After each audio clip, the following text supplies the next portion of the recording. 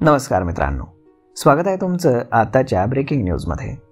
मित्रांनो, पंतप्रधान नरेंद्र मोदी यांनी 2014 मध्ये जनधन योजना राबवली होती।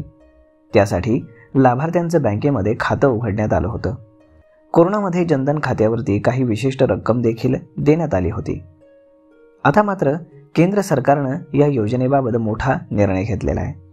जनधन खातं सुरू ठेवण्यासाठी पुन्हा एकदा केवायसी करण्याचा आदेश केंद्र सरकारनं काढलेला आहे। जी खाती मागच्या 10 वर्षांपासून बंद आहेत त्या खातेदारांना केवायसी करणं बंधनकारक करण्यात आले। केंद्र सरकारनं तसे आदेश दिलेले आहेत।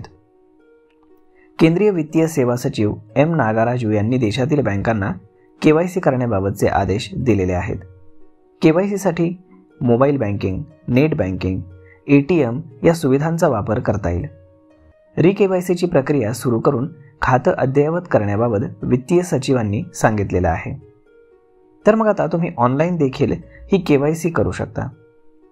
यासाठी आपल्या बँकेच्या ऑनलाईन बँकिंग पोर्टलवरती तुम्ही लॉग इन करा, केवायसी टॅब शोधा आणि त्यावर क्लिक करा।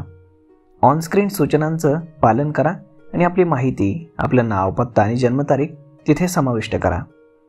आधार, पॅन आणि आवश्यक कागदपत्रांच्या स्कॅन केलेल्या प्रती अपलोड करा आणि आपल्या सरकारी ओळखपत्र कार्ड्सच्या दोन्ही बाजू स्कॅन करा। त्यानंतर सबमिट बटनावरती क्लिक करा। आपल्या सेवा विनंती क्रमांक प्राप्त होईल आणि बँक आपल्याला SMS द्वारे किंवा ईमेलद्वारे आपल्याला अपडेट करेल। विशेषतः काही प्रकरणांमध्ये आपल्या केवायसी कागदपत्रे अपडेट करण्यासाठी आपल्या बँक शाखेमध्ये भेट देणं आवश्यक असू शकतं। हे सामान्यतः आवश्यक आहे जर आपल्याला केवायसी कागदपत्रांची मुदत संपलेली असेल किंवा आता वैध नाही तेव्हा। जेव्हा आपण बँक शाखेत भेट देतो तेव्हा आपल्याला अधिकृत वैध प्रमाणपत्रांच्या यादीमध्ये वर्णन केलेली कागदपत्र असणं आपल्याकडे आवश्यक आहे। अशा पद्धतीनं जर तुम्ही जनधन खातं वापरलेलं नसेल, केवळ काढून ठेवलेलं असेल, तर मग मात्र आता तुम्हाला त्याची केवायसी करणं अपरिहार्य आहे। तर लवकरात लवकर ही केवायसी आपण करून घ्यावी, जेणेकरून सरकारकडनं काही आर्थिक लाभ दिले गेले तर ते त्या खात्यावरती येऊ शकतील।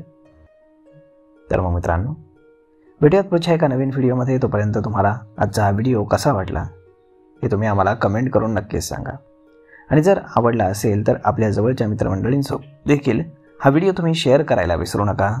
धन्यवाद।